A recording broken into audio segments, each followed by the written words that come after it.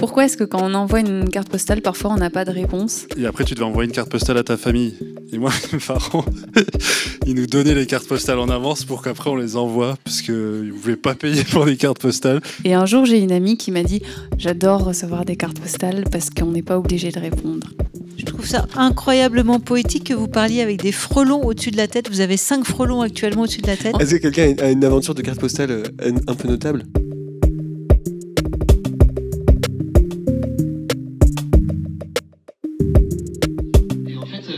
Kelsey, elle vit en Californie et Sabine, elle vit à Angoulême. Et en fait, les deux, elles ont une correspondance, comment on dit, épistolaire depuis 2016. Depuis 2016. Et du coup, elles ont travaillé à partir des cartes postales et en 2 axes. Et voilà, vous pouvez nous expliquer. Vous expliquez les 2 axes? Ouais. Donc d'abord, On a demandé aux gens via Internet de nous envoyer des cartes postales aux Mills pour transformer les Mills en un centre international de courrier. Et les lettres, que vous le croyez ou non, ne sont pas arrivées à temps. On a eu quelques courriers, mais on suppose qu'il doit y avoir, à ton avis, combien? 10 000, 100 000 ou 50 000? Je sais pas, 1 milliard peut-être. Ouais, beaucoup de courriers qui sont encore bloqués, qu'on attend désespérément. Ouais, beaucoup en tout cas. En tout cas, qui ne sont pas dans notre livre. Donc bref, on a demandé à des personnes de nous écrire. Ça, c'est la première chose qu'on avait faite, en leur disant qu'on allait assurément leur répondre. Et la deuxième chose, peut-être tu peux expliquer. On est allé rencontrer les gens du coin et on leur a proposé de écrire les cartes pour eux à des personnes ou des objets ou des choses à qui ils n'auront pas écrit eux-mêmes. Genre, on écrivait les cartes pour eux sur des sujets quelconques, de goulash à la hongroise. L'amour, le premier baiser, un baiser auprès du lac, j'ai oublié le lac, de Bourget. Auprès du lac du Bourget, un premier baiser d'adolescent avec une personne dont il fallait retrouver l'identité. Qu'est-ce qu'il y avait d'autre encore comme carte? Sophie, oui, alors ça c'était une demande. Une demande qu'on a reçue, c'est toi qui as répondu, Kelsey. Oui, c'était une poupée qui a été volée pendant un déménagement adulte. Une poupée qu'elle avait depuis qu'elle avait 12 ans. Quelqu'un l'a volée du camion. C'est horrible. Donc elle a demandé qu'on lui rende Sophie. Et elle est là. Elle est vraiment...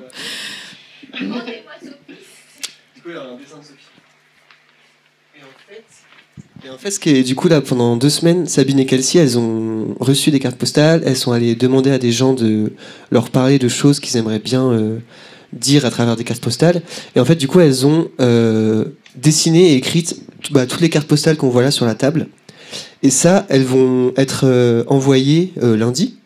Lundi, on les met toutes dans une boîte aux lettres à Châtillon. Et elles vont toutes partir chez les gens qui les ont commandées, quoi. Voilà, en gros. Et à côté de ça, vous avez aussi fait une édition. Oui, alors on a profité du nouvel équipement des Mills, parce que les Mills viennent de se doter d'une imprimante Oki, une imprimante qui fait pas recto verso en A3. On ne savait pas avant. Et on a décidé de faire une compilation de tous ces courriers, parce qu'en fait, ce qui est intéressant, c'est que d'abord c'est des histoires personnelles. Et toi tu t'es demandé, enfin je me suis posé la même question, est-ce qu'on doit finalement vraiment faire un petit bouquin avec ça à la fin, parce que c'est quand même les histoires des gens.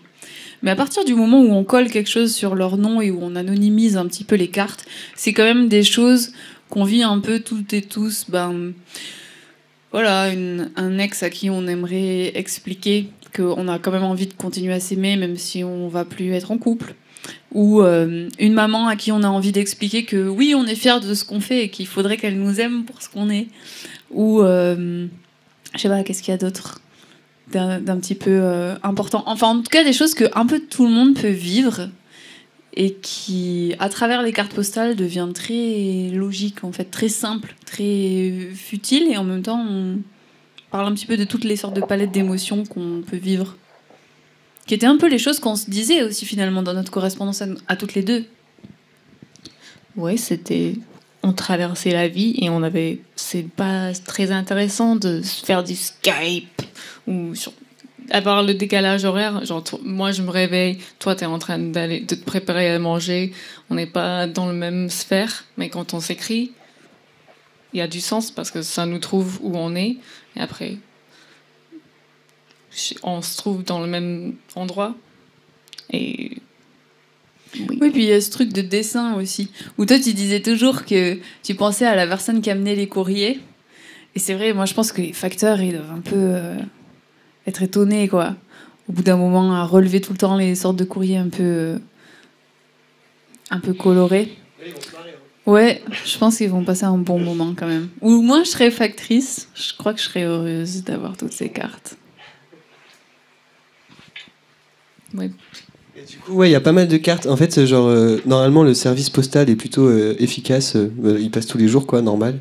Et là, genre, pile pendant la résidence de Kelsey et Sabine, les facteurs sont pas du tout passés. Du coup, il y a vraiment plein de cartes postales qui sont bloquées. Et du coup, Sabine et Kelsey, on va leur renvoyer les cartes postales qu'on va recevoir ici. Elles vont répondre après, quoi. Genre, plus tard, quand on aura les cartes postales et tout. Voilà.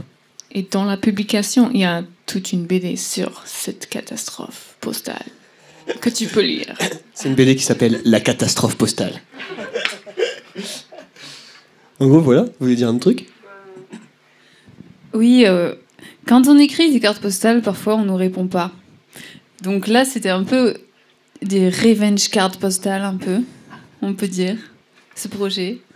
On espère que vous allez faire des cartes postales dans votre vie en général.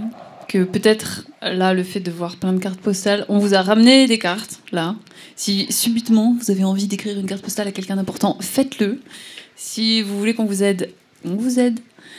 Et voilà. Nous, on a pris beaucoup de plaisir de faire toutes ces cartes.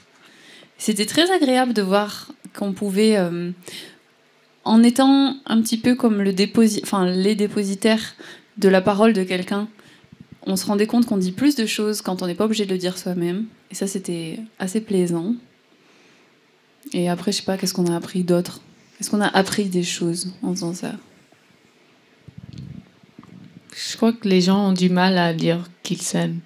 Oui, c'est vrai. Ils ont envie de le dire, mais il faut les pousser un peu. Ouais. Mais après, ça vient d'un coup, une grosse vague de sentiments, de souvenirs. Et souvent, les gens, ils savaient direct à qui ils voulaient écrire. Et ça, c'était cool. Genre, tu vois qu'ils ont quelqu'un à qui ils pensent tout le temps. Et c'était beau de voir ces sentiments sortir.